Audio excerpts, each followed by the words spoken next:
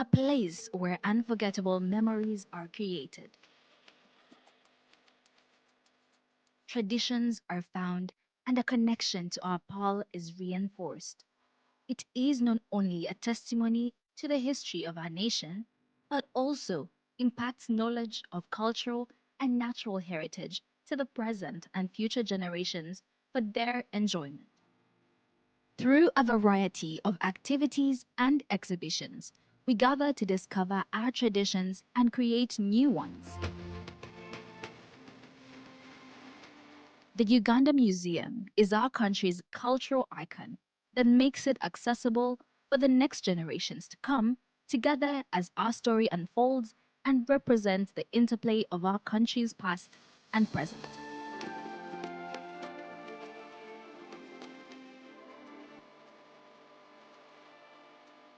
It is in our history, but also in how it has evolved to embrace optical satisfaction and new influences.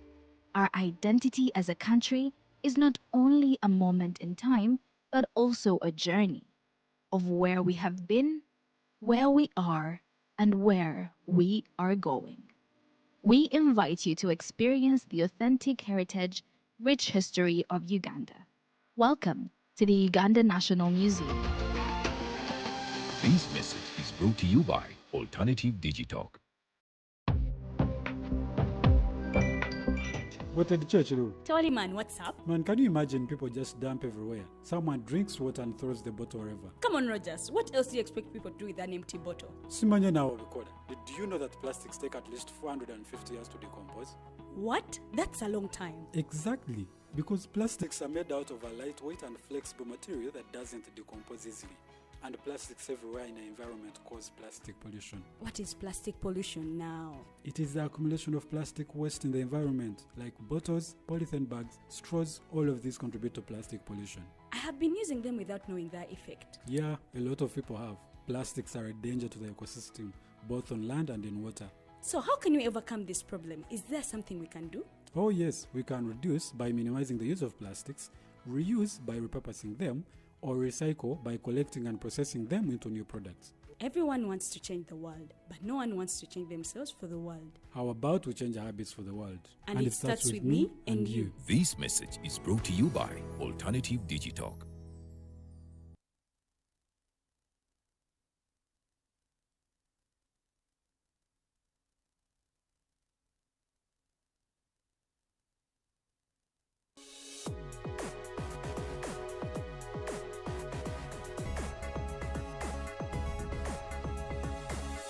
The Alternative Digitalk.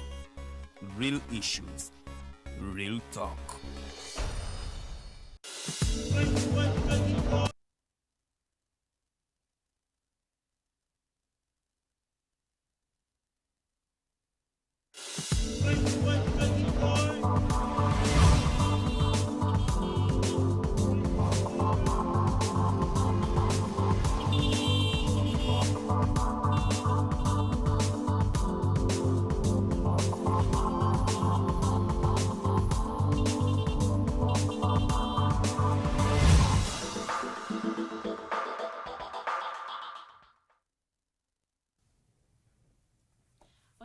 Mighty Drive nze Farida mu studios intuddemu n'omukulu Mukose Arnold Anthony nga bwe tulinda ate omugenyi waffe w'olunaku lwaleero omukyala Nakuya Aidah ono yeegwanyiza ekifo eky'omubaka omukyala owa Gomba district. Tugenda kubanga tutunuulira ate butya abavubuka bwe bayinza okubanga ate exploring opportunities ate munnange mu kalulu ke tugendamu aka 2026 naye nga tannatwegattako omukulu Mukose ajja kubanga ate munnange tunyumyamuko naye ebintu ye nga bw'abiraba ate butya bwe biyinza okubanga ate byandikosa eggwanga Uganda. Akati olunaku lw'eggulo omukulembeze wa America omukulu Donald Trump yavuddeyo n'ategeeza nti okuva omukulembeze wa South Africa Ramaphosa lwe yava mu White House ate munnange tatereeranga era ngo nagamba nti it is very possible nti omukulu we alina kye yamukola kiyinza okubanga ate kyamuleetera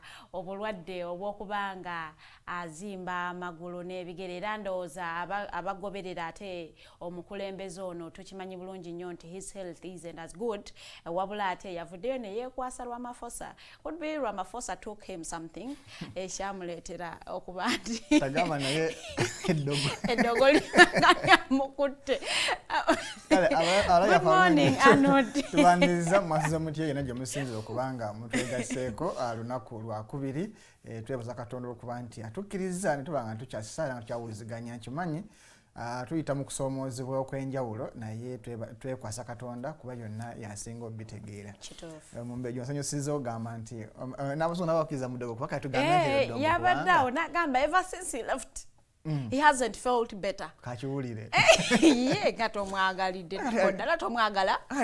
Niwe bamwagala nti bwekibanga naye akkiriza mu ddogo ngemanyi gafe Abafirika kati kabakiwulire. Otherwise America nze ndowooza nti buli muntu abana akaseera kalwaliramu. Nti lwakuba nti ebiseera ebisinga nga bwe tugamba nti mu Africa nti omuntu teyeefiira buli muntu buli aba afudde bamuse bamuloze. Even he was being sarcastic about it, but other people tusobola okitwala nga it is a very serious comment. Trump ebigambo bye tasaagasaaga.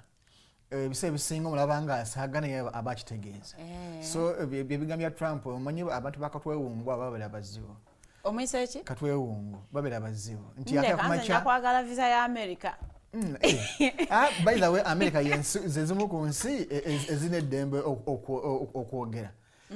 So kati sina simuvumye kubanga ddembe lyange okuvoola president w'eggwanga engeri gye mulabamu okuwa opinion yo. Yes, because America gemanyi yensi bwebanga okuyita president wa America twewungu kibakosa kitegeeza tebadde mu. Ni lwaki omuyita katwewungu? Anti byakola akakubegeza manya nagamba kino nzeka kibeere from nowhere nakikola ebisigadde mu mugende mu court yakikoze. Oba kibanyigiriza oba kimukifunye court kekola ekyayo ye bwalowooza. Is there any difference ku ye ne owaffe gwe tulina? Owaffe ekyenjawulo nti ono abaddewo emyaka 4. Naye nti ono bamulonda nakkiriza n'alwanako ne bamufulumya n'addayo emyaka emirala 5 yeesetinga n'akomawo. So kati ye yenjawulo eriwo. Naye nga okuba nti waliwo amateeka amala agayisibwa nti bo ate ekyenjawulo mu America nti oba oli awo bagenda mu kooti zisalawo nekistandinga. Naye fano nti kooti ezimu n'omulamuzi yali badde independent agamba owaayo appointing authority bwenaamunyiiza tomanya promotion zibiki. Naye olaba abamu ku balamuzi abadde independent gye bawunzikidde. Abalamuzi nga omugenzi Kakulu yafa akukuluma, omugenzi Kanyehamba afudde akukuluma. So nti abageza okuba independent olaba gye bawunzikidde naddala ku nsonga ezimu president w'eggwanga oba ezimu first family. So nti wano kyekinjawulo ekiriwo naye nga awasigadde oba oli awo balina owaffe kirawo nti sikatwewungu nti yeebisa ebisinga abasoba buli kyakola aba akitegeera era kiba calculated. So nti owaffe sikatwewungu. Well, what makes you think nti oli tali soba? Oli olw'okuba nti ye musajja musuubuzi asinga kutegeera nnyo business iwetambulira ye waafunira. Ensonga kyolaba kati bwebayingira mu business yaabwe ne mask bitatambudde bulungi ndowooza olaba entalo eziriyo. So oli ye business person ate ono political scientist. So banjawuloko balina ye baawula nti President Museveni ye mugezi okusinga oli. Ekyenjawulo nti oli ali mu number 1 country kyekyenjawulo naye nga obugezi President Museveni mugezi asinga Trump. Well, ebyo bigambo bye, I do not want to associate with them, so I did associate with Mukose's statements. And I want to tell you, Mr. Trump, anytime I'm coming into your country. But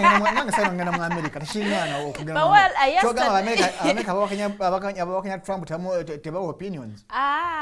There is a way of giving your opinion, but in a way of being respectful and you know, not attacking the personality of the president. But if you go to attacking the person of the president, I associate myself.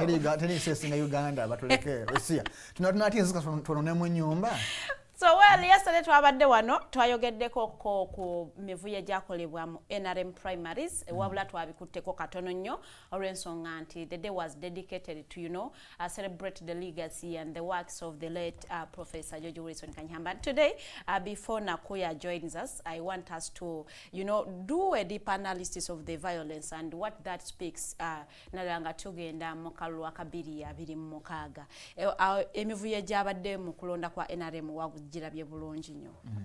Okusooka binanga sanatuuka mu muvuyo kansoke okukulisaayo omubaka wa Kampala omukyala Shamim Malende okuva okufuna obujjanjabi tusaba Katonda akusuusize eddala osobole okutambuza emirimu gyo kubanga ffenna ze ssaala zaffe era kwe kusaba kwaffe so tukuyozaayo tonnawona naye tusaba Katonda naye ali kale era kale embeera gyalimu simbi naye nga twebaza Katonda okuba nti amusobozeseza okumukomyawo ekyenjawulo oba nze ekyampisiza bulungi yena yambalidde ekiyakoze yesterday ndowooza yambalidde kafu akaliwa ke yakoze kana kubanga bambadde uniform ezagala okwefaananyiriza ekyo si kibi oba okusala enviiri neyo uniform gyayambadde e Uganda si ba convicts bannagomola kati standing in solidarity n'abo bogamba nti political prisoners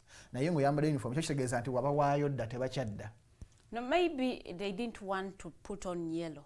But tukiza tugana ye uniform y'abasibe bango ya standing in solidarity because n'abasibe aba NUP abali eri era mbamada yero. Kituufu. So owagira kyo owagira ki? I can imagine the trauma. I do not want to associate with yellow, but you now encapsulated and you are putting on message yellow. Yo yakumye mu kkubo. Okitegeera message yo yakomye mu kkubo ekyokubiri bw'obanga amazima ogamba nti oli mulwadde so the selection of color yabadi off either yayinze kunze yasigadde mu red ye ey'ekibiina kye ne bambala red yaabwe ya red naye ne basako enviiri okitegeera ekiba kimala kunze enviiri ziba kimala nti kituufu tuyimiridde nammwe because we dissociate ourselves with this color yellow kati tusigale mu red yaffe naye olw'enviiri tugiye akabonero kali akabasibe naye bw'oyambala ate eri eyabali abajja gomola abatalina suubirivaayo tukitegeeza nti abasibe bo badde owolereza ebbanga lyonna wabawaddeyo nti tebakyakola ki tebakyavaayo. Well, symbols and colors nadale tujja mu by'obufuzi buli omu interpreting you might find that naye ayina ensonga lwaki ya choosing that particular color. Fine, ekyo ensonga eri awo but then ekirala yali badde abala obulwadde bw'engwaka yali mumanyi tukize tugaane politics aside obulamu tubwetaaga because saawa zino Segirinya personally I miss him because of the humor gyateka mu politics. So abakuba nti oba oli awo Osamo yali oba alina political move gyakola etali nnungi yamuviira kuno nti oba oli awo ne mwennyini at a certain point yajejjusa nti oba oli awo singa saagikola n'alibadde nkyaliwokko nti naawe Honorable Malende tukyakwagala because oyinza okubanga oyinza okwerabanga politician naye eri abantu abalala aba benefiting mu services zo nga munnamateeka eriyo family ye kwetaaga beyond politics. So nti oba oli awo walikomyewo n'osooka neweewaamu katugeze weeks nga bbiri no hearing era siro sokola procession nova katugeze kampa wakaewo ng'ogenda ku parliament still ebanga welcome okuva nti omubaka afakoze eki akomyewo but nonetheless sinza mutegerera sinze advisor we sinze AD we nyinza okubanga benjogera nerogoza naye ate abantu bagamba nti ababaka ba NRM babadde nga bayise ebivulu nga tebagambwa why would police come out to intercept? Nze police njikondemminga nze by the police byakola byakoze. But you just don't want to okubanga okkiriziganya ekyokuba nti yakoze such an activity nga yakadda. Nze police ye byekola personally esosola mulimu abaana n'ebyana. So nze sagala kwogera nnyo ku state agencies ne departments because zo tezikyakolera government ya Uganda zikolera state. Okitegeera nti tekyakolera eggwanga bakolera NRM okozesa machinery ya state okulaba nga etambuza actually NRM is the government nti olwaleero mu mbeja saawa zino bw'ofuna omulimu mu government ya Uganda buli muntu akulabanga wa NRM so nga ate tulina enjawulo ya NRM ne government ni saawa zino bwokera ku makya n'ofuna omulimu katugeze njaku ekyokulabirako abaka ba parliament olwaleero bafuna omusaala gwa government naye ogera okuwulira nga bagamba NUP mufuna omusaala gwa Museveni Yeah. because twakikakanyaawo Because it is very hard to differentiate between okitegeera yeah, because to draw that line. ebikolebwa twalema okwawula nti ne sente for example eziva mu electoral commission ez'ebibiina by'obufuzi ogenda okuwulira nali mu opposition ng'agamba nti NUP mugana okufuna okutula ne Museveni naye sente zemufuna sente za Museveni nebeerabera nti zo sente za miwa musolo but because twalemereddwa okwawula wakati wa NRM ne gavumenti yensokera olaba n'olwaliro omuntu tayagala kusaba mulimu gwa gavumenti naye ng'omusala gwagenda okufuna yagwesasulira so nze awo yo poliisi ekiyakoze kikyamu kubanga tulabye NRM procession zitambudde mu kibuga no Kampala nze singa babadde nze mbakuba nze nga nsale mu security bano abantu mbawa bukuumi kumenya sure nti teri akwata ku kintu kya muntu oyo ageza okuvandalizinga obwokoona gwetukwata naye omuntu ali peaceful nga traffic etambula buli kimu nze sibalinaako buzibu but because state ya Uganda bweti bwetambuza ebintu byayo mawulire si malungi naddala ku ludda lw'opposition. Thank you so much, Mr. Arnold Mukose. Ndowooza ngenda kubanga nkusiibulira waneeno. Yakwebaza kubanga ozeno sharing your opinions about the issues that are taking place in the country. Ate n'okubanga ate okutuuliramu omukyala Aidah n'omukubirawo kiraka. Sijja mutandikako nga tannatuula. But thank you so much. Nfunamu akalaamu kamu bubiri tukomewo.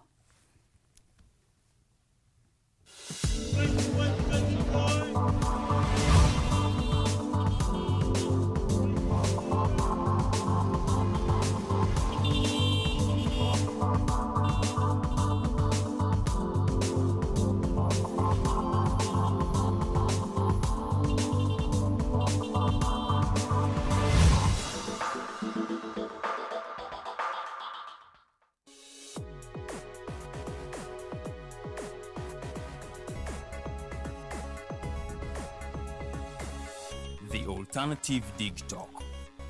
Real issues, real talk.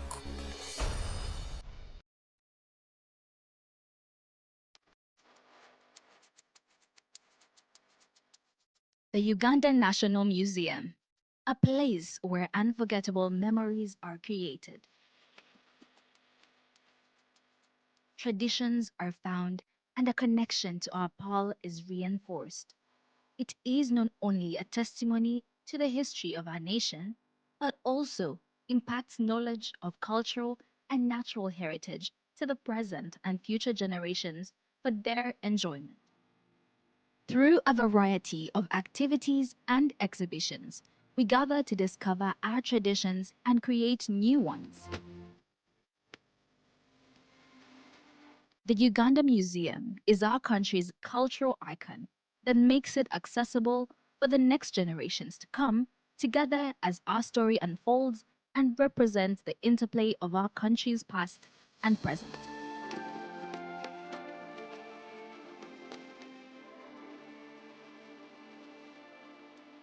It is in our history, but also in how it has evolved to embrace optical satisfaction and new influences.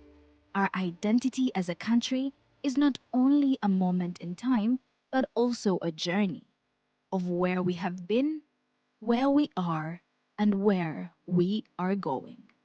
We invite you to experience the authentic heritage, rich history of Uganda. Welcome to the Uganda National Museum. This message is brought to you by Alternative Digitalk.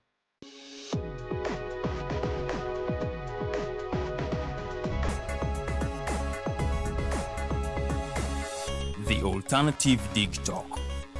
Real issues, real talk.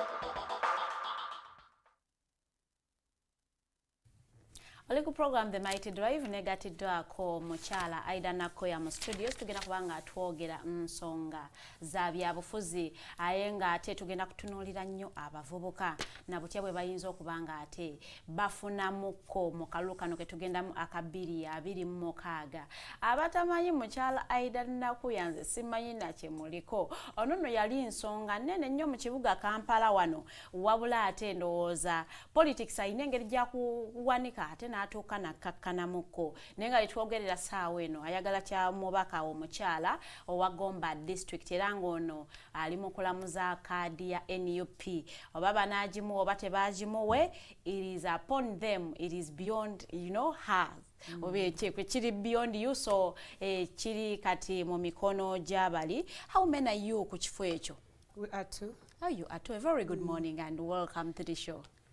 Morning and welcome, and thanks for welcoming me here and inviting me over, thinking that I can put a stone and add something to this nation in this current crisis and this opportune time that is very, very hard, deadly, and needs a lot of not energy but needs a lot of wisdom and brains.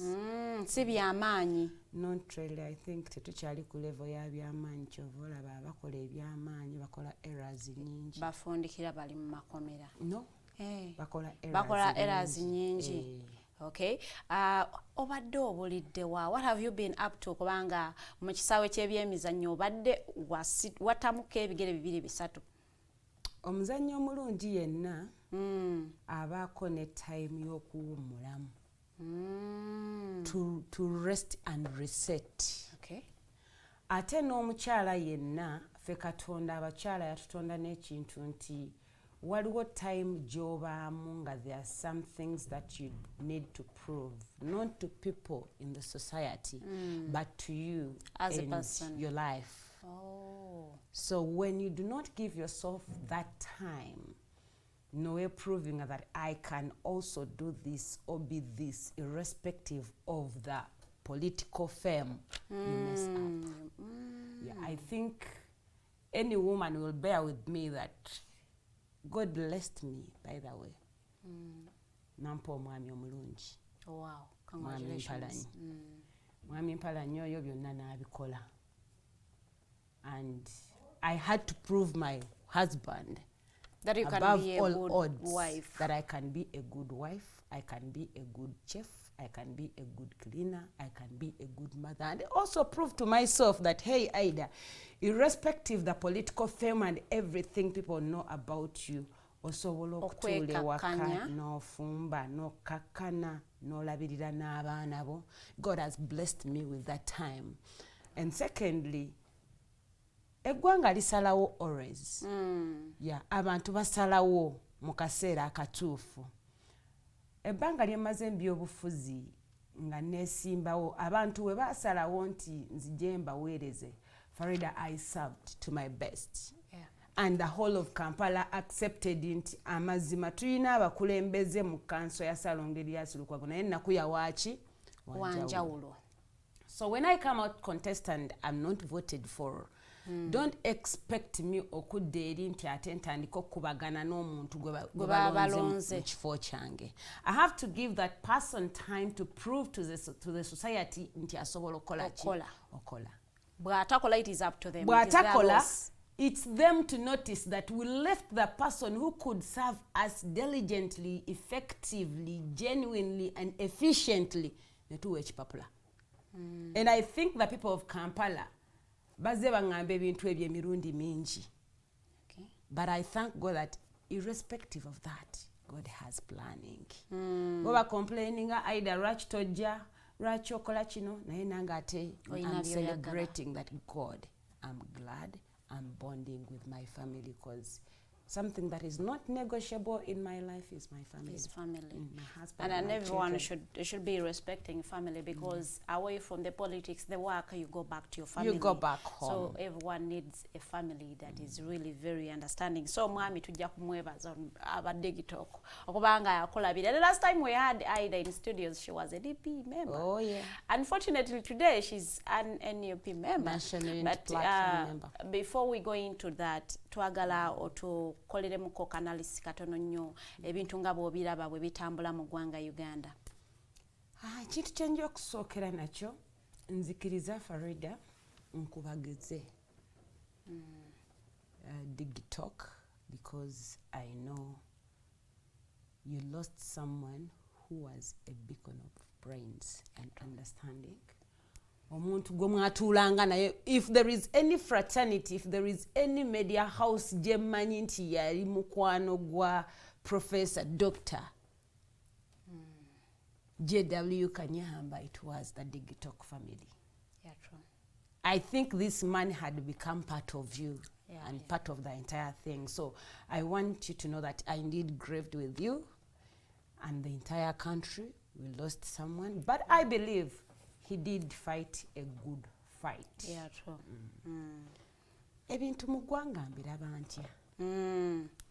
Enno bino bibiina by'ababufuzi bipya tulaba abafulumya eno bayingira eri ofulumya DP oyingidde NUP abafulumya JEMA bayingidde DF tulaba PFF tulaba Common Man's Party Peasants Party songa mpitirivu nnyo n'akaluka NRM akademu emivuyo egitagambika. ezo ensonga nga nnyingi buli emu yeetaaga topical discussion. Buli emu yeetaaga its on time one. Ebiina ebingi ebyobufuzi. Let me begin at that. Why are they coming up so much? That is the question Where we are also have asking. these people been, the presidents of these parties? It's also a question to answer. Babadde mu bibiina ebiriwo ndowooza ne bafuna obutakkaanya. Is this the right time for Uganda as a country to have all those thousands of parties registered? What is their role? What role are they going to play? One, nze nzikiririza mu kuvaayo omuntu n'abaako kyakola. Naddala nga kyongera ettofaali mu kunonola eggwanga Uganda. Kubanga I do not at any point in time believe that the NRM can redeem this country at any point in time. We twasomera economics twasomanga the law of diminishing returns. I want to believe that the NRM government reached its peak, its optimum, its highest level. Kati ekola ki? Ekkirira. Naye mu kukkirira bannayuganda tulina okubeera sensitive nti tekkirira naffe. Tugireke ekkirire yokka. Tugireke ekkirire etya? Yokka. But NRM is made up of people. That means ina begenda okukkirira nabo. Yes. Si bonna nti ejja kukkirira nabo. Actually, egenda kukkirira abangi ate egenda kukkirira nabikonge. When nali omuto nayina muganda wange bamuyitanga Gonzaga. Gonzaga ali neddalu kale twali neddalu fenna. But erya Gonzaga lyasikulumako ku lyaffe. So Gonzaga alabe ekonkome very big. It was really big and he was ingalaba alisobola. Okulikwata. Yeah, I think him being a young boy and he was like 12, he felt I can chase over it. We used to make the hook so bwogira no kagira nti lijja kuyingira okasiko olikwata omutwe. So Gonzaga makes like a hook. Ekonkome, you know, they move on the trees. Yes. Gonzaga ali nyama amatabi ali nyomuti agobe ekonkome. Ekonkome lituuka level waggulu nga terikyalina welikola ki? Weridda. Neridda nelikola bwelityo omutwe nga terina weridda. Ekonkome lisalawo neligamba owaayo ekingoba kyo kyeki kikanzire anzire wansi. Roza Gonzaga yasigala waggulu. Yeeta naagwa. Gonzaga ekyali kimugoba kyamala ne kikyuka ne kyali agoba kyamala ne kikyuka ne kimugoba. Amazima gennyini yamenyeka. Actually, he blacked out. He fell down, blacked out. Yagenda okuddako okutegeera ebyaddako ng'ali mu ddwaliro. So embeera eyo njiraba ng'ejja mu ggwanga Uganda. Nti waliwo formation y'abantu gavumenti eno eraba nga yo nnene ebanyigiriza ekola buli kyekola ate eraba nga batono naye abatono aboogera bakiikirira abangi abakoze eki abasirise badde abangi abasirise lwe balisalawo okukka omuti sikiwa nti gavumenti eno erisigalawo twali nga President Museveni yakawangula akalulu ka 2021 yakola statement n'agamba nti by 20 kali ka 2016 naga by 2021 tewajja kubaawo opposition yonna Katonda nga bw'atalyaza amaanya amanyi bannayuganda balina okuba n'omununuzi Bobi Wine ayingira parliament wasn't it 2018? I think it was 2018. Yeah, mobile election. Within 2 years, Katonda yali amaze omwambaza obuvumu n'amaanyi obuyimirirawo bannayuganda ng'alaba nti abo-opposition abakyali mu Uganda in a way or the other they can no longer take on the opposition of Uganda. Okay. Abantu be yatuma okwogerera eggwanga okwogerera abanyigirizibwa tebakyasobola kwogerera baki banyigirizibwa. Within 1 year the entire country had known about Bobi Wine, not as a musician but as a politician. Not as a mere politician, but as a resilient young musician who turned into a politician and is ready to offer himself to redeem this country. Okay. Yayambala obuvumu n'ategeera nti w'oba oli waakulwanira mazima beera ng'oli ready okubeera otya omu. Very many politicians ne bamweyungako. Tuli ffenna mu time gye bamweyungirako nga balaba nti yabatuusa era nga bakkiriza nti yasobola okununula oba yasobola okuggusa ensonga ey'opposition mu ggwanga Uganda. They thought agenda kudda mu FDC, they thought agenda kudda mu DP, but finally nakola actually still nakola banga kyali ready in existence na redeeminga National Unity Platform n'aba n'ekibiina era bwe yali nakyo tulaba bantu bangi bagenze mu bupatepate obulala obutandise naye nga bavudde mu National Unity Platform oba nga 2021 bakkiririza mu Kyagulanyi. Why are these parties cropping up and where are they leaving this country? One, there are very many opposition parties, but their role is not to strengthen the opposition but weaken the opposition. Kubanga President Museveni akolera ku kintu kye bayita divide and do what? And rule. When you err in a certain party, does it mean that you should come up with your own party? Maybe yes.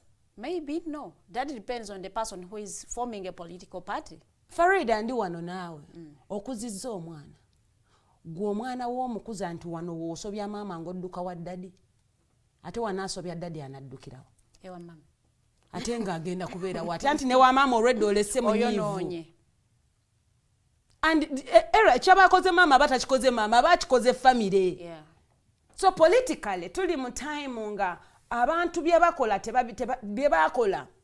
tebabikola National Unity Platform naye babikola bannayuganda. At the end of the dawn ground they have to reason and answer questions of the voters. But then if you sent abantu abakkiririza mu Kyagulanyi mu 2021 be bantu abafulumye Kyagulanyi n'obuuza nti why are they getting out and why are they forming a political party? Anti kyenkugambye bo aimu yaabwe is not to strengthen the opposition but weaken the opposition, because everyone who is in a new party right now knows that divided we fall and united we stand a chance to win. So and if you look at most of these people, and by the way nali saagala nnyo kubeera mu discussion bwezityo nga njagala nnyo okwogera ku nsonga eziruma bannayuganda, ensonga z'okusoma, ensonga z'amalwaliro, ensonga z'abamaama abafiira mu ssanya, ensonga z'enguudo, ensonga z'emisolo ezinyigiriza abantu ba bulijjo, because I think any presidential candidate who is coming up with mostly a new party right now. Ayina okubanga ezo zensonga za besingako. You do not have to come. Ng'oyogera eri abantu oguddewo kibiina kipya and you're swearing how you're going to destroy Kyagulanyi. Are you okay? So is that why you had to come up with a new party to destroy Kyagulanyi? I mean, you may destroy Kyagulanyi today. Does it mean you're destroying the entire country and the entire opposition and the entire national unity platform? No, not really. Is that the best way to do things? Definitely no. Abantu baffe abamu abayina ebibiina by'ebyobufuzi bino. Nze nkolaganyeko ne bannabyabufuzi bangi nnyo ku levels ate naddala eza waggulu. And I bless God for that opportunity.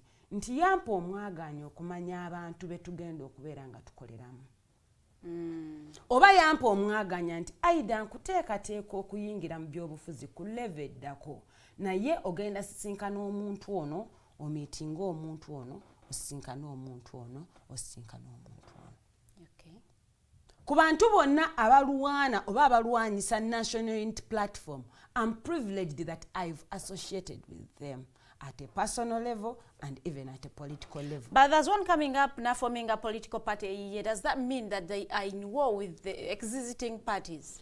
Not really. That's what I told you that I expected. Let me give you an example. When they were launching DF, you happened to be part of it. I think you're as an investigative journalist, you followed. Yeah. Can you tell me the issues affecting people that the DF came up with? DF ngechibina, first of all, the city mortgage wa DF. So if they identify their own issues and they have issues they are fronting, it is upon them as a political party. But that doesn't mean that DF came up to fight Kyagulanyi. I don't want to really believe so. They invited my longtime friend, Honorable Muhammad Nsereko. Yes. To be one of the speakers. And I remember his speech very well. If you remember his speech, very well. Was it national or personal? It was both. Was it pushing this country and the opposition in a sense of changing this current regime to let a government y'abantu esobola okwogera ku nsonga z'abantu oba yali eraga nti tukube National Unity Platform tugijje kuwe then tulyoke tugende mu maaso? I do not want to be the spokesperson of Mr. Nsereko, but I really don't want to believe that. That's why I don't want to talk about that what you are saying is true. But njagala tuve ku nsonga ya Nsereko and DF tuyingire ensonga zogwenga omubaka ayagala ekifo ekya omubaka omukyala owa Gomba district. Ensonga z'abannagomba. The question would be, why Gomba now? Kati ekisooka saagala kyobola nga nkugambye nti byonna byonna ebintu byombuuza nti kati tukyalina ku many parties tetunagenda naku kaluke NRM, but it's okay. Let me first wind up this. Kati wootunuulira abantu bano abazze mu new political parties. You know, waliwo etteeka lye baakoze nti buli political party egenda funa equal money of 7 billion on iPod. 7.5. So some people are here for money, for monetary gains. But others do not have members of parliament, so that means they will not benefit. And by the way, that amendment also follows that even when you don't have a member of parliament. But if you're subscribed. Because in Uganda, everything can be a point to change, most especially when it comes to the amendment of the laws. Okay. Then secondly, the current regime etegedde nti bannayuganda bagimanyi nti egula abantu.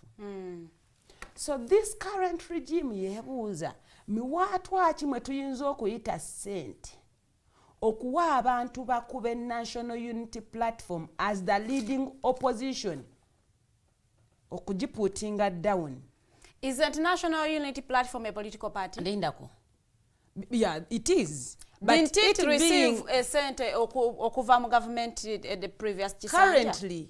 Currently, this 7.5, all the other political parties are getting apart from the National Unity Platform. Why is it not getting? It is not succumbing to the conditions of iPod. So kiki ekibalowooza nti bali abagenzeyo okuzifuna bagenda kuba NUP? Kyenkulaga nti initially gwe weebuuze nti kiki ekibaleeta. Two, in their statements, by the way, me, I move so much. My politics is about statements. Exactly. In their statements, ze bakola njagala bannayuganda babawulirize bulungi era babategeere. Boogera ku nsonga z'amalwaliro, ku nsonga z'amasomero, ku nsonga z'amakubo, ku nsonga za misolo, ku nsonga za bulimi, oba boogera ku nsonga za Bobi Wine. Kyekiri kye nagambye nti I have happened to relate with these people at different levels. Nti ne discussions zaabwe oluusi ze babaamu eyo mu by'okubalaata kwabwe offset. Yeah. Ezimu nfunye chance ekola ki? Ezibeera mu obozi wulira. Ezimu ng'owulira bapulaninga tujja kukola wano ka activity tuteese ne poliisi etuyole poliisi weekuyoola. You know? Nogamba so now is, and that's one of the reasons, by the way, as to why I didn't, when I was choosing to go to any other political party, I did not look at any upcoming political party, but I looked at National Unity Platform. Nnamukadde, nayo mpya, naye at least when I'm talking to people and fellow leaders, it's the party agenda ng'ekyali ku mulamwa ogw'okuleeta enkyuka mu Uganda. NUP bwe yaweebwa ssente mu 2021 yali eze kulwana ani baali bagiwadde ssente kulwana kibiina ki? Farida, that money one is mandatory. Naye NUP right now okuvaayo because all political parties abayina membership mu parliament bafuna ezo ssente. Yes. It's because of the number, and it was actually initially the more members you have of parliament, the it's more in money. that the more money. Exactly. It's in that line. And NUP yajja mu kufuna zino ssente not because yali ezisabiriza, but because yasanga it's in existence, it's already in pipeline for iPod to give people or parties that money. Yes, the sentence. Naye gwe weebuuze NUP olowooza ng'ekibiina teyeetaaga ssente zino.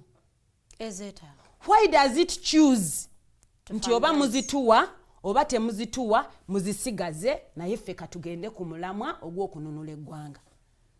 Nsonga ki aba NUP gye bawa okugaana okugyayo ssente ezo? Who is the chairperson of iPod today? Ye omukulembeze w'eggwanga.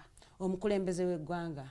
Ani eggwanga lino omuntu gwe liwulira nti alikoze bubi era we tuba tunoonya enkyukakyuka yonna. Ye omukulembeze gwangwe tulina. Why aren't you going into dialogue with the person gw'ogamba nti abakoze bubi? There is a platform given to you to go into dialogue. Farida, you can never negotiate a dictator out of power. How can you? So you are going to vote a dictator out of power? Then let's try that out. But you have been trying that out yes, since we shall not 2001. give up. That's one of their tactics. To drain you, and think they can defeat you. Do you believe and accept you are going to vote defeatable. a dictator out of power? But you can't negotiate power with a dictator. We shall at the right person. You cannot negotiate him. You cannot negotiate him out of power. Actually, the level Museveni kwatuuse ekisooka emyaka gimugoba. So katulinde natural factors. Ebintu ebimu bye tukola tuyamba nako kumusembereza Katonda. Amutwale mangu. Ekyo gwa kimazeeyo. No, nkumaliddeyo. So fe tuyambako kumute. The best thing he could do, by the way, right now, kwe kusalawo okugamba nti ku lw'obulungi bw'eggwanga Uganda. N'eggwanga lye nagamba nti I'm bringing a fundamental change for. Yeah. I choose to retire now. Era amateeka Museveni ge yandibadde akola kati. Ng'agatali gano simanya omuntu wa bulijjo abeere tried mu court martial. Mu kkooti y'amagye. Yandibadde akola amateeka. Nti pulezidenti yenna ng'awummudde ayisibwa atya. Pulezidenti yenna ng'awummudde kino kimulekerwe asigale ng'ekyokusomako asigale nga okusinziira ku ye by'ayagala okubeera ng'omuntu. I think in that way it would give him a very nice yetegekere retirement ye of resting. Nti ne bw'aba ng'afudde teri ali kuba mbuutu naye olwaleero soogera mu bubi. There are people that we've lost as a country and people have jubilated. Yes. I would not love to see people jubilating the loss of a presidential person, material who has led this country in 40 years rule. Kubanga si byonna nti mubi nnyo era si byonna nti mubi naye naazina obulungi ava mu ki? Ava mu ddiiro. Kubanga tewakyali kipya, njagala bannayuganda bampulize, tewakyali kipya. President Museveni kyakyasobola kukolera ggwanga Uganda tekiriiwo. But do you know nti every election President Museveni aleetayo ekipya? Nga ki? PDM. I don't know. That's another topic. Isn't that a new initiative? The word PDM, Parish Development Model. Parish Development Model, bw'okitunuulira Museveni buli wajja abaawo ekintu kyayogera ng'akyusa linnya naye ng'ebisigadde bifaanagana. Waliwo bonna bagaggawale naddako prosperity for all kifaanagana naye erinnya likyuka buki? Likyuka bukyusi. Lino lya luzungu. Ne tubaako ne Youth Livelihood Fund. Ne tuva ku Youth Livelihood Fund ne tudda ku myoga. Ne tuva ku myoga katuli ku Parish Development Model. When you look at how these things are formulated and how they are meant to function and the factors that have led to their not functioning, they are the same. Outcome yemu, objective yemu, expected benefits bebamu. So I don't know what simanyi kipya ekiri mu PDM right now. Sikimanyi. Ekipya ekirimu nti bayongeddemu ssente. That is the new thing I want to inform you, Madam Aidah. But we are running out of time and I want us to go to our topic discussion of the day. Twasembayo okubeera ne Aidah nga wa DP. Tuzemu okubeera ne Aidah nga wa NUP. What were the issues that didn't go well in DP that forced you to get out? Unfortunately, I did not see the alternative dig token in the Mbarara Delegates Conference. We were not there. If you had come and attended, singa mwaliyo, mwandibadde temumbuuza na kibuuzo ekyo wabula mwandibadde mwebuuza that how foolish and how stupid was Aidah to engage in such a thing. It's such an activity. What was there? What was in Mbarara? Let the viewers Democratic know. Party, one, because of the current leadership, they are losing a trust here in Uganda. Two, actually not because of the current leadership, because also the current president of the party has been in the leadership of that party for now going 20 years. So, ebikolwa bye bigenda byennyika emitima gy'Abannayuganda oba emitima gy'Abannadp. Naye ffe twali tusigaddeyo nga tugamba nti we can uphold DP and we can change the party. And members can still come back to the party. And DP can still be a leading opposition party, which is not the case. DP decided, or the president actually of the party decided to go in bed with a dictator, to negotiate with a dictator out of power.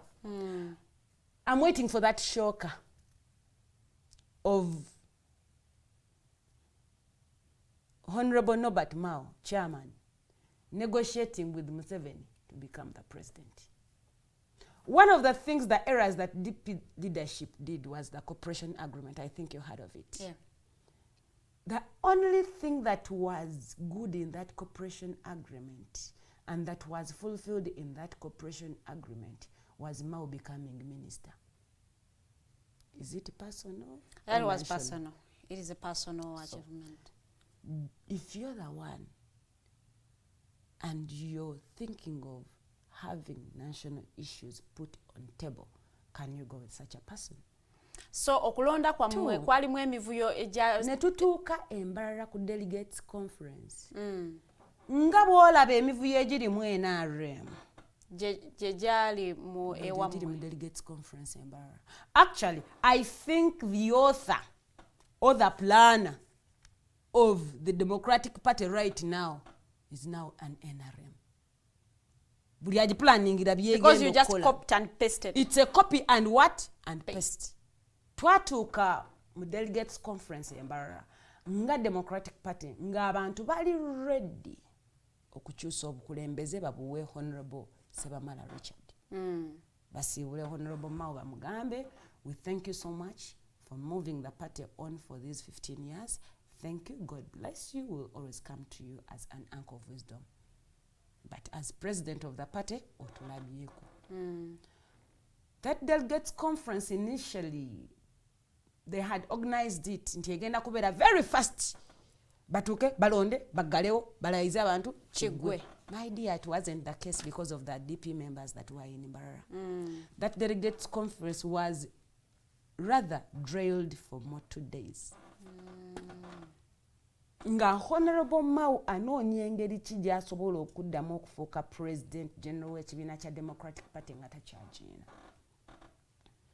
Ng'abantu boogera lulimi lwa nkyukakyuka, abantu boogera lulimi lwa musiibula, otulabyeko, and they were all satisfied from all the sub-regions and regions of this country. But one, that delayed, the tactic of delay, gye baakola. Nti omuntu ayinza kubanga azze ku 29th ng'amanyi agenda kulonda ennaku z'omwezi nga 3 n'otandika okukola accreditation y'abantu nga 3 mu lumu. Oba omufrustrations oba omukoola. N'olaba nti kale, by the way, abantu ba DP bali determined this time around. Even with all these delays, they stayed around. Tebavaawo Mbarara. They stayed in Mbarara and they were waiting for their day to come and they vote Mao out of power. But what happened on the D-Day? What happened? On the D-Day, never jam candidate Yom Sebamala. And still people were determined into tugenda kulonda ani? Mao. No, but Mao. DP never flooded by abasirikale n'amagye.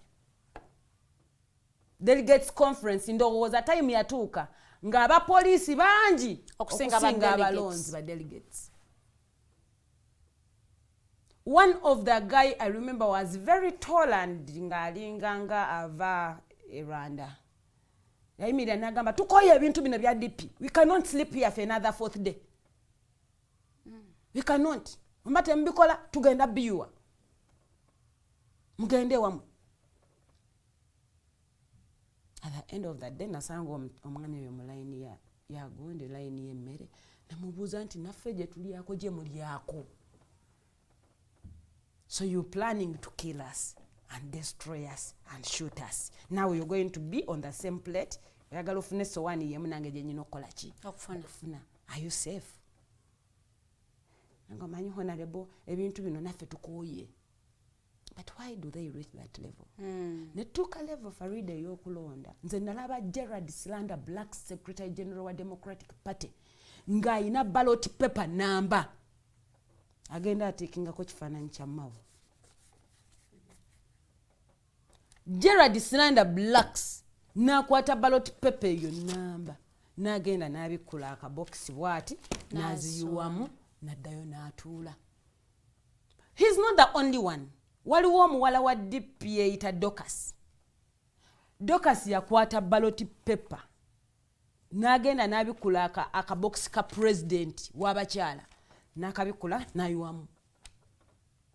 Waliwo omulala mukwano gwange nnyo Angel, administrator, one of the administrators of the party. Najja ne ballot n'abikula gundi box ya chairman n'ayiwamu obululu n'atwala. That was DP delegates conference. It's very irritating. Naye nga buli we baba bajja okuyiwawo obululu, they are guarded by police. Police guarding a box eyo, ono n'abikula n'ayiwamu. We reached that level as Democratic Party. Netuuka time okumanyanga these people were very insecure. Netuuka time ebala obululu Farida. Ne bagamba ate box tulina okuzisitula tuzijje wano we tulondedde tuzitwale mu room mu hotel. Tubagamba why? Mububalire wano tulaba abantu be bakoze eki be balonze. Ne batandika ne babala. At a certain point nali ntambula nnyo n'omuwala bamuyita Barbara Oroko. she was meant to be the deputy woman leader w'ekibiina nga nze woman leader w'ekibiina ekyo ne basoma obululu bwa Barbara ng'awangudde. And by all means they knew that kati omuzannyo gukoze eki gukyuse. I'm telling you, ne bayita bakanyama, police ne bagaadinga, baddukawo ne box nga tebabaze bululu bulala, nga tebannabubala, ne bakwata box ne baziyoola, ne badduka nazo emisinde paka mu hotel room, courtyard. Waliwo ka courtyard katono ndowooza kalinga nge wano woolaba wano, almost hotel room. Ne bateekayo boxes ezo ne bazibalira eyo. Nga candidates tebakkirizibwa gendayo, but me I forcefully did go there. Mpunge Michael forcefully did go there. Honorable Rulme Baiga forcefully did go there. We twagenda okutuuka yujukira box already nga bazisitudde. Baziddusiza, we forcefully netuyingirayo. Nibagamba tubale box ya woman leader. Nabala box ya woman leader nga Nakuya Aidah ayina obululu 359. Adongo Sarah ayina obululu 314. ne balangirira Dongo. Ne babusoma bwetutinga fenna. Kati bakola n'akalala akakoddyo. Tebagamba tebakola nti tusooke tubale obwannakuya tuddeko obwa Dongo. They count them at the same time. In that your attention is good, well divided, but I'm glad I'm very vigilant in some way or the other. Mutenyi we bamala okubala obululu buno, Chairperson Electoral Commission nawandiika mu katabo ke, n'atambula n'avaawo. Ke yatambula n'avaawo n'akomawo wano. Yagenda okukomawo nga ndaga nti olaba ofunye obululu 359, Adongo afunye obululu 413. Namugamba, can we do a recount of those votes? We don't have time. Askari. And this place is guarded by policemen. Ne babala obululu bwa youth leader. Nga Mpunge Michael asinze Helen ashaba obululu nga 27. Ne balangira Helen ashaba. N'olabira ddala ebintu ebiri mu NRM nga biri mu Democratic Party. DP ekyali ekibiina ky'abantu abayina obwongo. Abantu abavaayo ne boogera ku nsonga z'abantu. Njagala okitunuulira olwaleero nga bakoze press conference nga bakuyise. Ku bonna ani akyasobola okwogera ku nsonga y'abantu ba bulijjo. Kyasigaza ekibiina, kyasigaza abantu abatategereka. Farida, if you're Nakuya, can you stay in that party? You may not know my heart for this country, but kale gwe wobanga gwe ng'oli mu elective politics osobola osigala makavu yako bwe katyo.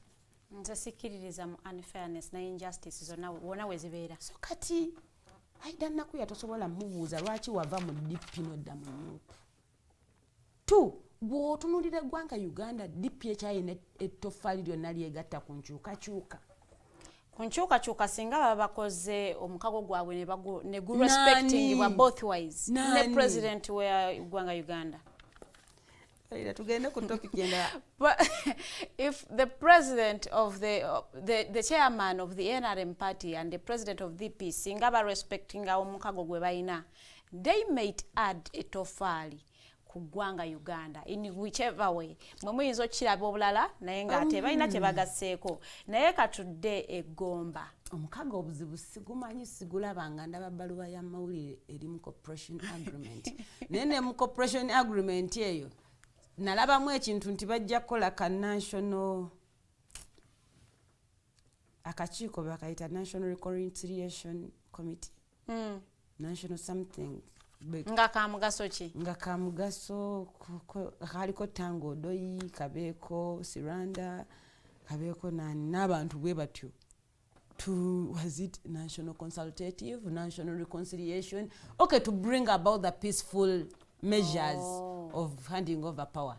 Na ye paka nakati siwulira nko ngaliwo akogeddeko. And even though we've all had President Museveni ng'ayogera at a certain point yegana cooperation agreement. So kati kiba kinsigaza era nga kinneebuuzisa nti really where do I see this country? Can that agreement? And we are going into by a very deadly point whereby at any time DP is going into a merger with NRM with full hardness nti DP weina candidate owe NRM taletawo candidate naye Farida bwolaba kisoboka okuba nti omuntu ayise mu kamyufu ke NRM akabaddemu omusaayi akabaddemu empi kubanga nze eri eGomba nalaba abantu nga beeri empi nga beekubira ddala empi nga beeyira ddala mu myala oli naleeta emmotoka agibatonmeze so nga temulina kyakkola nga mulina ggwa mu lukonko nga beegwangana mu bifuba. You hardly win that election. Oli najja nakugamba nti step aside for the DP candidate but step aside kubanga DP eyinayo wano waabwe ereseeyo omuntu. What a game. What a point of flurry. Tudde ku kirala. Eyo nno twalabako omukulembeze w'eggwanga ng'ali ku Thanksgiving y'omukulu Chief Justice Owiny Dollo ng'agamba nti DP ceased to exist when he exited DP. Era ndowooza mwabadde nga babeera mu DP nze simanyi tubadde mukitabaddeewo mubadde mukitabaddeewo but well mwamanya amazima ne mujabulira ndowooza kyetuyinza okugamba. Kakati katudde for your bid to become the member of parliament or Gomba. What pushed you to say that I am coming for Gomba this time? What pushed me to get into Gomba? Nti one, abantu abasinga batya Gomba. Why? With the feeling that NRM yatwalawo Gomba. Naye, I thank God because of the National Unity Platform. Okay. Mu kalulu akawedde, National Unity Platform yawangula Gomba. But we wangula Gomba, of course, because of intimidations, this and that, ebigenda maaso mu this government. Nerangira aba candidates abalala. Bwe yabalangirira abamu bayitaalangirira ne bagenda mu kkooti. Bwe bagenda mu kkooti okutuuka mu kkooti, I think at a certain point in time they got compromised. I thought they got frustrated. No. They did lazy. They compromised them. Kati Gomba yaffe n'esigala ng'eri mu kyangaala. And when I sat down, I felt this is the right time Gomba okuba n'omuntu ow'omutima omugumu. Omuntu atakyukakyuka. Omukyala ow'amazima n'obwenkanya. Omukyala anaaba eddoboozi ly'omuntu wa bulijjo. I noticed nga ntambula mpita mu Gomba yaffe nga Gomba West y'emu ku areas ng'abantu bacwanywa ku mazzi geegamu n'entege enweddemu. When you look at Gomba terinamu ddwaliro lyonna ly'ogamba nti this is referral oba this liri ku level oba liri mu theatre. Tebalina health center for. They have to go, even the one that is there is not equipped. So in case of anything, they have to rush that patient to Gombe. Bw'otunuulira Gomba, it's having very many schools. But when you look for the quality schools in Gomba, ne bw'otunuulira quality school mu Gomba togiraba. Abantu b'e Gomba balimi era balunzi. N'obulamu bwabwe buwangaala na nkuba. Tambulira ku seasons, like most of the farmers in the country. So, weewuunya member of parliament omukyala abaddeyo e Gomba. Abaddeyo ebisanja bibiri. Wa NRM. Era bwe bagamba nti kati era yayagala, of course, yeyawangudde akamyufu. She's coming. Oh. Naye netuula ne neebuuza ne ŋŋamba kyatakoze mu myaka 10 agenda kusobola okukikola mu myaka 5. Nkyukakyuka kye yamulema okuleeta mu the first 5 years, the first 10 years oba the second 5 years gyagenda okuleeta mu the third 5 years. Nga sigiraba. Abaana b'e Gomba bava mu ssomero at 12 years and they get married. us look at the education and the poor state of the schools that are in Gomba. How do you plan to kuberanga or solving the issue? Because it seems like it is a general issue because wuli awali esomero lya government teri nyuma kutwala mwana. Chirenji nnyo Farida kyombuuzizza. When you're elected a member of parliament, you cease to be mu constituency yokka. You begin handling national issues. Yeah. When I come up with a voice to equip hospitals with medication, when I come up with a voice to make sure that at least these children can receive quality education, how? Let the schools have quality teachers. Let the teachers be equipped with the learning materials or the teaching aid materials. Yeah. Omanye Gomba wali amasomero nga tekulina roofs and the children sit under that. Abana batula mbyangala. Just ask me when it rains what happens. Okitegeera. So when I go and my role is to speak about these issues and front them, even when they decide okugamba nti tugenda chikola countrywide, Yeah. Gomba will be a beneficiary and my voice will be heard in that line. Jakubolesa impact. Ng'omukulembeze, we do benchmarking, by the way, in different areas. And members of parliament travel to different destinations in this country. Yeah, true. Honorable Flavia Namulindwa omukuba esimbyewo mu Gomba East. Yazimbye Technical Institute mu Gomba East. Gwolowooza Technical Institute webeera well equipped. Abaana ne bagyetanira banaasigala kyekimu. No. It's not her role as a member of parliament. Kubanga yakikoze no kikola nga sina member wachi wa parliament. But Ajjereze mu society. Nti omwana waba drops because it's a high rate of school dropout. And reason being abana bava mu masomero nga bato. Some even by the way I interviewed one girl who made me the early pregnancies is caused by what? The dropouts. Kusomero one distance omwana gyatambula okuva wako okutuuka ku ssomero weeri bambi. Mpanvu. Two, omwana omuwala yenna kasita atuuka mu teenage age. Yeah. Wabeerawo demand zayina nga ntono nnyo naye nga nnene ku ye. Ng'abyetaaga. Abaana abawala mu Gomba bakya dropping out by a mere fact nti bakyusa mu periods.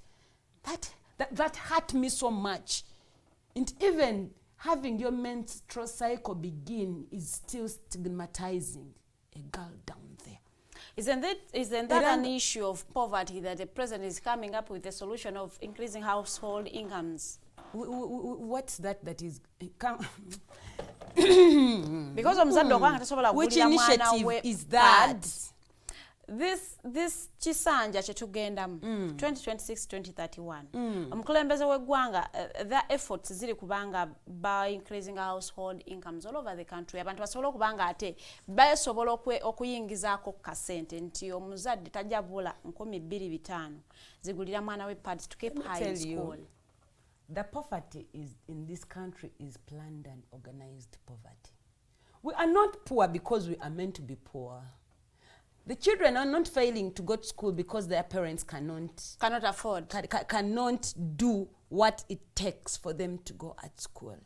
What is the real problem? Kubanga Farida nze ndi naawe nze jjajjange yali mulimi wa mmwanyi. Mu mmwanyi omwo yagulamu ne kapijoti. Mu mmwanyi omwo yaweera bakitange ne babeera basomesa. And they are now teachers. Bonna mu mmwanyi omwo. Mmwanyi zedda zaalingako akatale. Olwaleero omulimi w'emmwanyi akaba amaziga.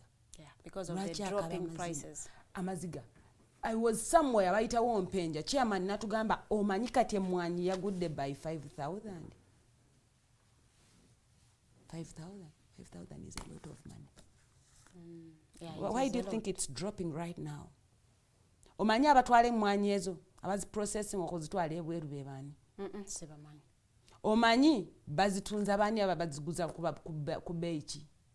Gwolowooza bagi processing abagijja ku mulimi w'owansi ku layisi nabo bagitunda ku layisi? No.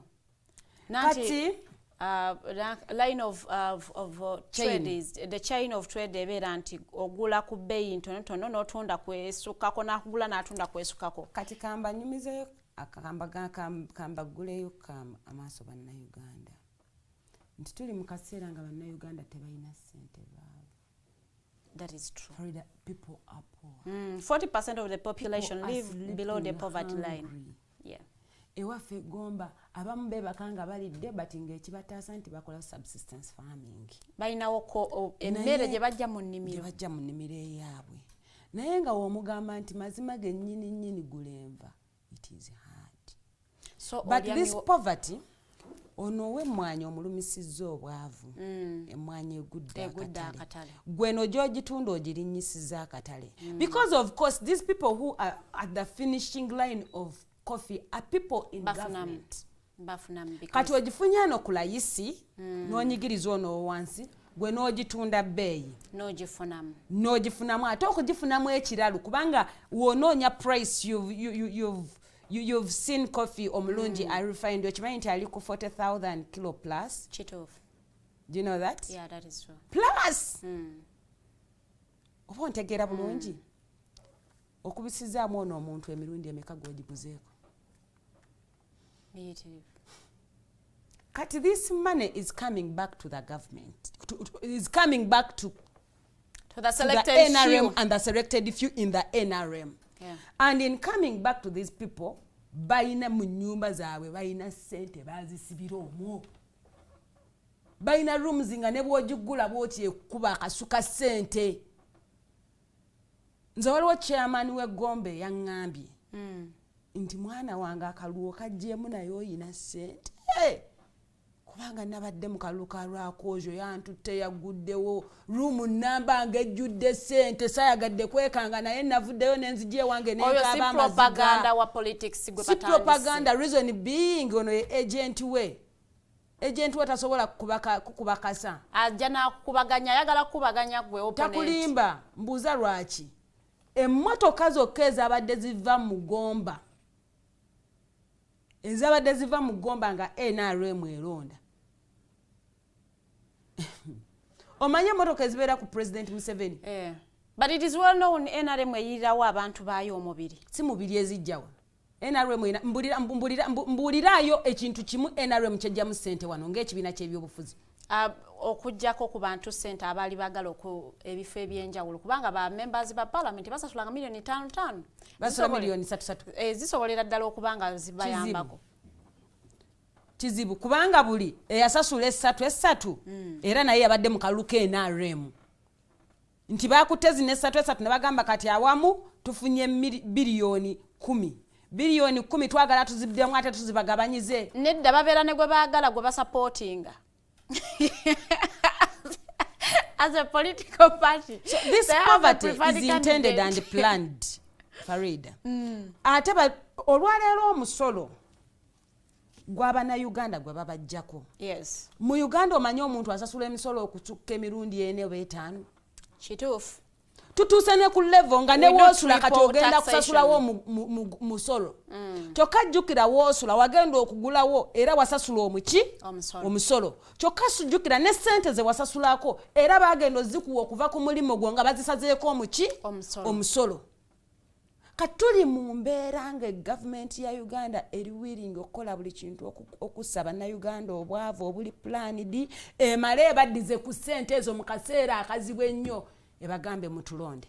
Ne bannayuganda tuyinza tutya okwejja mu mbeera bwetyo. Kati embeera eyo nabadde ngamba ab'eggomba nti eggwanga Uganda liri mu kaseera akazibu ennyo era lirimu ebisa okuzaala omwana. I'm a mother. I know what it means to expect a child from day one up to the last minute of bringing forth that child. Yeah. Wowulira nga bagambye nti omukyala yagenze kuzaala ali mu ddwaliro tewali tension omwami gy'abaako. Omukyala yabeera ku tension. Mu bulamu bw'ensi okusinga tension omwami gy'abaako ng'omukyala we agenze okuzaala. It would have been a point of joy and finally I'm getting someone. but it's Kubanga a luba lutalo point lwakufa na of, kuwona. say, of a lot of tension kubanga lutalo lwakufa na kushi Na kuwona. olwaleero eggwanga Uganda liri mu lutalo olw'okufa n'okukola ki n'okuwona. Eggwanga Uganda lirumwa ebisa okuzaala ki omwana. Ekirabo kyonna munnayuganda kyalina okukola okulaba nga tuzaala omwana ono kirina kuba kikolebwa mu kaseera kano. National Unity Platform yavuddeyo n'ekintu kye bayita protest vote. Kanoonye nga National Unity Platform opponenti wo omulebe nga tomulekedde option yekka yonna okujjako kwegattako. Bw'ojja kalonde ku lunaku luli nga lutuuse ate tojja wekka jangu ne munno togamba nze ŋŋenda kulonda gundi funayo gw'ogenda naye gamba ffe tugenda kulonda Kyagulanyi, ffe tugenda kulonda Nakuya, ffe tugenda kulonda Umbrella, ffe tugenda kulonda kino. Funayo gwokola ki gw'ogenda naye. Ate eggwanga Uganda tuli mu level ng'abantu bonna bakkiriza nti akalulu tukayina era tusobola okukyusa. Tovaawo kubanga elections petitions ezize mu ggwanga ezisinga zakugamba nti baakabba. Kakuume mukakuume nga ttiimu mukalinde bakabale gwe mwennyini owandiike n'akapapulako nti nfunye obululu ogambe nti ono afunye wano tufunye wano tufunye bwe tuti tujje olwo ewaabya Mukama tulabe ye byagenda okulangira ebyekikula nnenge okutaalinga abijjeewa. Many countries have gotten out of that this way. Kanoonye, kalonde, kakuume. Nga tetunalowooza ku any other thing. Ekyo ekisookera ddala. It is peaceful, it's legal, it's constitutional, and it's fruit-bearing. Farida, mu kaseera kano aka Uganda okubanga eri mu lebo okuzaala omwana. Omwana gwegenda okuzaala ye mwana gwe tuyita Uganda empya, omwana ow'enkyukakyuka. Omwana gwegenda okuzaala ge masomero nga galimu abasomesa ate nga abasomesa balina ebikozesebwa. Ge malwaliro nga galimu abasawo nga n'ebikozesebwa mu ebiri. Omwana gwe tugenda okuzaala gwe bulamu ng'omusolo weewaawo weeguli n'ate nga tegususse nga togusasula mirundi 10 obanga n'ogwo omutono gw'osasudde gulabwako bye gukoze. Ki Uganda kye yeetaaga oba bannayuganda kubanga kati midwife w'eggwanga Uganda eno yagala okuzaala Uganda empya yeggwe nange. Ekissa ekituyamba okuzaala omwana ono y'omukulembeze ono w'opposition eyeesowoddeyo. So ekiso ekisala omwana ono afulume ke kalulu k'ogenda okkuba. Ekirabo bannayuganda kye balina okuwaga obudde buno kye balina okwewa kwe kuyingiza palamenti eyo nga mulimu ba members abasinga nga b'opposition. Kyekisooka. Ekyokubiri kwe kukyusa obukulembeze wali ku ntikko obw'eggwanga Uganda. Ebyo we tubanga tusobola obyachivinga kubanga this is the only time they have nga tebeekalakasizza. It's the only time they have nga tebakubiddwa. Well bajja bakuba awalala. Naye it's the only time they have to redeem this country. Kigenda ku record nti mazima akalu ka Uganda Kyagulanyi yabaddemu naye ng'alinga sole candidate. Tulabona akabba anaakawanyisa ddi. Oba oli nange? Oba ontegeera? Nti zino enkola National Unity Platform abantu initially bagirabanga eri violent era abantu ne balowooza nti we banaasonsekamu abantu abali violent even the National Unity Platform will become violent. But you'll bear with me that it has been one of the most disciplined opposition political parties, however very resilient with what it does. Okay. Nti abantu bali bagigrouping anti bayaga. Abantu bali bagigrouping anti bakozesa ki. But the discipline they exhibit is extraordinary. Don't think, by the way, I want to tell police this. Don't think police nti mwemuvayo ne mukuba amasasi aba National Unity Platform ne badduka. It's not because they cannot return with a stone or something. But you cannot fight a bullet with a stone. but because they want to be disciplined. Kyekiri ekigundi kye nnakunyumiza ekkonkome omuganda wange lye yagoba. Kuguno omulundi ekkonkome liyinza okudda. Liyinza okugoba omuntu mu kalulu. Naye aligoba. Ayinza okukomekereza ng'agudde ng'ali mu ddwaliro. But you as a party, Aidah, have you built the capacity okubanga abantu banoonya akalulu ne bakakuuma ne paka kubanga muleeta obuwanguzi bwammwe all over the country? Ekyo kibuuzo kiri very omnibus. Building capacity is work in progress. Every day. You build every day. Even with the current crisis, je tulimu nti abaana babakuba babatta babasiba. I think you'll bear with me that National Unity Platform has still remained resilient on this cause. Some of the things we cannot even speak on media. Yeah. But I want to assure you that our capacity on a daily basis okunoonya akalulu okalonda n'okakuuma yeeyongedde. Twakola research ekisooka. Mu kalulu akawedde nga 52% of the voters were women. Oh. Yes. Meaning abakyala we babanga beewaddeyo bonna okulonda oba ekitonde ekikazi nga kituusizza time y'okulonda. Bwe tukisomesa ne tukigamba nti nkuleeta enkyukakyuka n'okuzaala Uganda empya akalulu kwa kawaani Kyagulanyi. Ategenda ne munno mukakuume. I'm telling you, if that message sinks in the heads of the people, change will come. Because Aidah alone cannot win Gomba. Kyagulanyi alone cannot be president. But as a team, we can build that. Toli mukalulu koyogeddeko ak'essente, and we all know nti politics we Uganda are monetized. Akasente ko wakafunye. Agenda okukola akalulu. I was in Gomba yesterday, but one, and the people of Gomba asked me that question.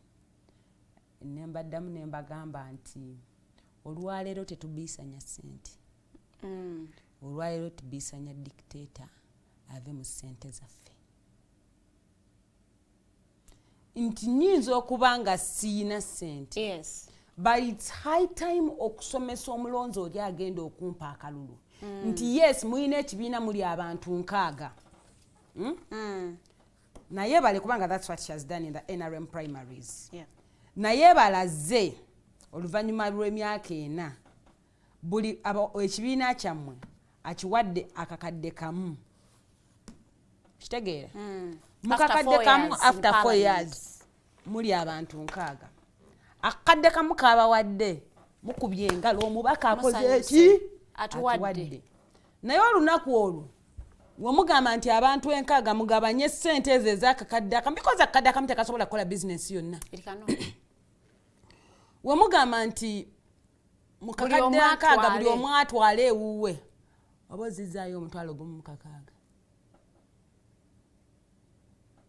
Mu myaka 5 omubaka wa palamenti akuwaddeyo omutwalo gumu mu kakaaga. Azze kugula myaka mirala emeka 5. Farida, before that omubaka ono yakolayo fundraising nafuna obukadde 4. Egomba aleta members ba parliament bakwano be bakibachi nazifuna. So nga tugamba tosanga kweze ya fundraising aja kubako kyakolera bannagomba ogumu akakaaga ogumu akakaaga. Naye kati twagala okusomesa omulonzi ali eyo wansi. Ayu wathe gumu kakaaga kale ne wobanga gwe chief campaigner woyo candidate akuwadde emitwalo 5. Emitwalo 5 jigenda kugasa kiwodde wuwo ng'omwana wa ayina okusoma, mukyala wa ayina okugenda azaale, nga gwe mwennyini olina okuliisa famire yo. Yeah. Jigenda kugasa ki? N'okimanyi nti omuntu omulimi munnagomba gwe bawadde ogumu akakaaga abadde alinda sizoni baba muguze. Anti kyenkugamba kati omulimi oyo tetugenda mugamba nti tozikwata kubanga era zize. Sente ze tazizira. Sente zo era sente zo za muwa musolo. Zikwate. Ezo sente zikwate. Ne wotuka mu boxi oba wotuka mu kuyega omanye ekintu ekyokukola ki ekyokukola. My vote is not for sale. My vote is to cause change. Tulina okusomesa abantu not to exchange their gold for salt. And this we are doing. By the end of the 3 months, 4 months, abantu bagenda okulonda ng'ekintu kyakyuka dda. Bwemba mukoze civic education. This civic education we are doing. Yadde tugikola naye ati ne wabaweera ba members ba palamenti bannaffe era ne bagenda ne basabotage ate nga opposition bye bibye nagambye ebiina ebingi ate ne basabotaginga ki message. Yet as the opposition on some issues we may be differing in political parties, but we have the same cause. Yes, we have the same cause. Era ekigenda okulaga kati ekibiina ky'opposition ekiri ku nkyuka n'ekibiina ky'opposition ekiri ku kulya. Kubanga walabye edda mukwano gwange munyagwa ye ali ku lusaniya buli omu afuneko. Waliyo abalala tambulira wano buli watuuka ng'akola atya mukwano gwange onalaba omukaaku ye ali wano akankana simanyi nabadde ndi awo ne ŋŋamba kale singa bano eno simbo baaterawo ddala Moses ali kubanga kati Moses ali ye kiri automatic ayina ogenda ng'akola ki akankana n'omugamba wanika omukono guno ayinza okunenyeza omuti n'otya. So omukulu Moses ali Aidah muleke. Sisobola muleka. Lwaki tosobola? Ebyo ebimu ku bizibu bye tulina mu ggwanga. Bizibu bitya? Wuwe tewali muvubuka asobola kuvayo na participating ku kino kifo. Gye bali naye tebasoboddeeyo. Lwaki? It is the intimidation. I don't think intimidation. A person in his condition can they intimidate you? Can Moses Ali intimidate you in his condition that he is in? Kati Moses ali si yakanga. Government eno yekanga nti oyo temugeza ne mukola ki? Be baba forces okuwagira Moses Ali because twalabye nga abavubuka be basinga obungi. Exactly. Ekirali kye so they intimidated and forced them. Yes, ekirali kye bakoseza sente. Nawe njagala reasoning katika ngambe nze tango odoyi mu bwongo bwange nga Secretary General w'ekibiina. Nga ye Secretary General Yechamani wakakiiko k'ebyokulonda. I'm sober enough to say nti njagala okulaba ku medical documents zo oba zikyakukkiriza okwesimbawo. Because can Moses Ali represent his people effectively in parliament? Because parliament is all about representation, not presentation. Sinze kwetwalayo naye nze kugenda kukiikirira balala. Figayo wali naye nga toyina representation gy'okoledde. Toyina representation gy'okoledde mu Gomba oli awo bakulabulabi olinda mu nkuba ate n'enkubo kati n'enkubo Moses Ali takyasobola. Kati Moses Ali osobola omuyita mu digital ko one najja. No, he isn't health-wise fit for political tachali like I mean it's hurting, it's painful. Participating of your government ye na mutumanyi it is okay for them basobola n'omutuma mu America okukiikirira President Museveni. Kisoboka government ye na mumbeera mwali awo basobola okugamba nti ono yakiikiridde ani President w'eggwanga Uganda. N'atuuka wali sijja kugenda kubiddako sijja muyeyereza naye abaana nze mulaba n'omulaba if I'm eating I fail to proceed with my food. Si mubi, but I believe this man would be a very good advisor, a very good political grandfather. Moses Ali amaze emyaka nga 7 mu politics w'eggwanga Uganda. Akyakola muki? Myaka 7 omuwanise nnyo, myaka 4. Nedda. Nkugambye kyenjogera ko Moses Ali tatandikiddewo. Moses Ali yali mu nsiko. Yes, meaning agenda okuyingira mu nsiko ng'olwedde munnabyabufuzi. Va ku bino bintu by'okusala emyaka ne batulimba nti akoze bw'ati. Gavumenti zonna ez'eggwanga lino Moses Ali azibaddemu. Nze mpira ddala alabika ali as old as this country before independence. Okisusiza era ku nsonga eyo yennyini tugenda kubanga tusiibula abatulabye olunaku lwaleero era njagala olekereyo bannagomba obubaka. Bana nsaba first of it all Monsasiro Kujalet.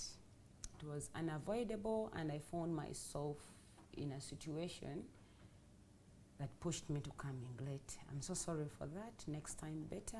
Munsonyiwe, I'll not say better late than never. I went somewhere with these white friends of mine and I was like, she's late. At least she has come. So at least she has come. Better late than never. They told me, keep quiet. Better never than late. Yes. So I'm just so sorry for coming late. Bana Gomba.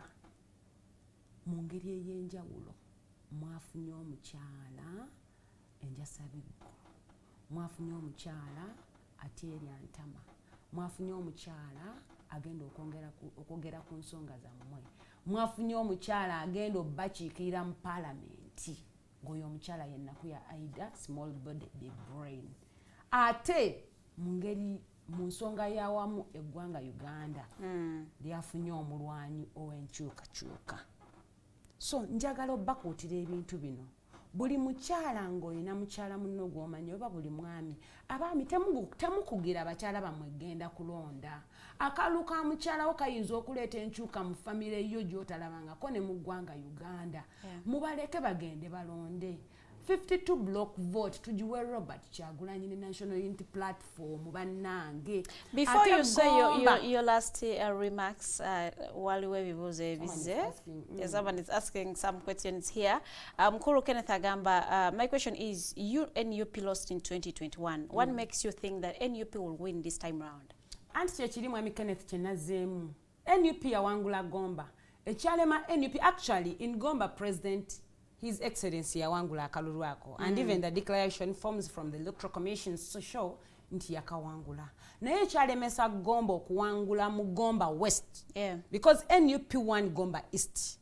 Okuwangula mu Gomba West ne Gomba eyawamu okuwa woman MP wa Gomba is the fact nti akaluba akabba ate ne bakabba nnyo mu constituencies ezebbiri. Woman MP ne MP wa Gomba West. Babba nnyo akalulu. Lwaki? Era yeno fear jenkulaga nti they instill fear in people. People are threatened, they are intimidated. But this time around, they are having a woman on board who can hardly be threatened, who can easily bend, but hardly can you break her. That's one of the tactics that we are using. And two, I'm calling upon all the people of Gomba. It's not being tribal or being regional or being what. I was in Western Uganda at the Delegates Conference here DP. Salaba yo posta yonna myufu. Lwaki Gomba tulaba yo posta za yellow. It's high time Gomba Kyagulanyi wazaalibwa. Kyagulanyi bamuteetenga solo candidate ateesimbwako atawakanyizibwa kubanga wali weewaabwe waasibuka we yasomera we bamuziika. If you don't have an idea of how to stand against Moses Ali, then don't talk about politics. I don't know what he means by not having an idea of how to stand against Moses Ali. Of course, the National Unity Platform is going to front a candidate that side. However, we don't know whether our candidate will be strong enough to withstand the intimidations there. Kubanga jukira Moses Ali muyekera. That's one of the challenges he's facing.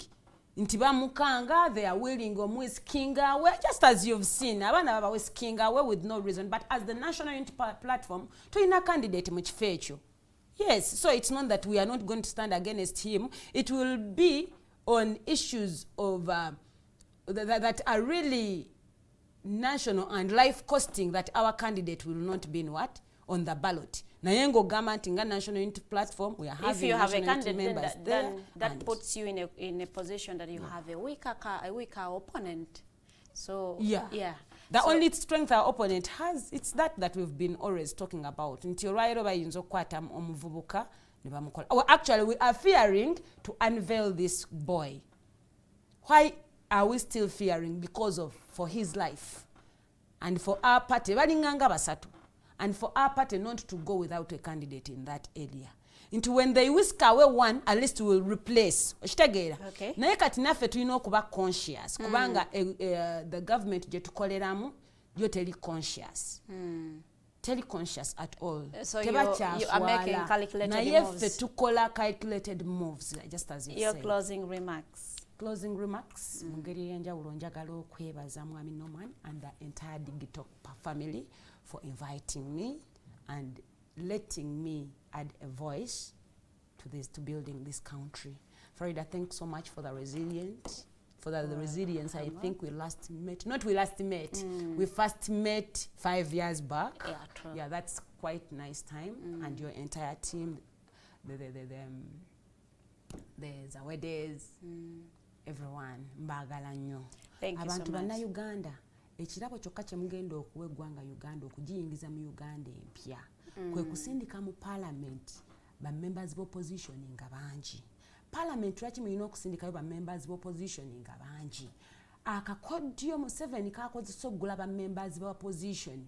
Ba members opposition ne besanga nga batendewaliddwa because they know they don't have the numbers to pass the bill. Yeah, Kati newe basina numbers ankadde obukadde 10 lwaki sibukwata nembeera wali nembeera ng'ekifaananyi.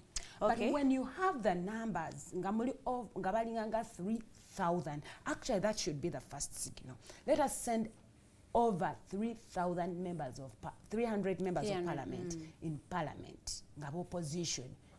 It will be a story to tell. Thank you so much. Well, thank you so much. Njagala okubanga ate njogerako erimwe abalonzi nalabye abalonzi be Rukonjiri nga babawa walaji Uganda walaji for God's sake. A candidate is giving Uganda walaji to the voters. It is really disappointing. Abalonzi banna twagala okubakubira omulanga mumanye your value and the value of your vote. Abalanda balabye bali mu line bagenda bawo some people are disrespecting you to that caliber, so mumanye ani gwe muyina okulonda when that time comes. A very good morning. Have yourself a good day.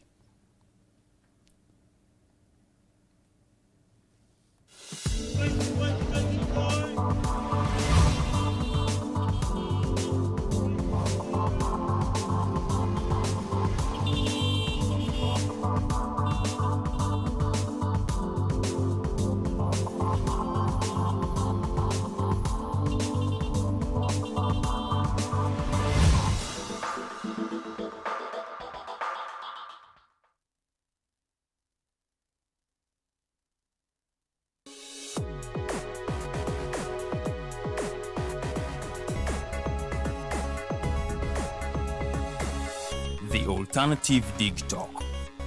Real issues, real talk.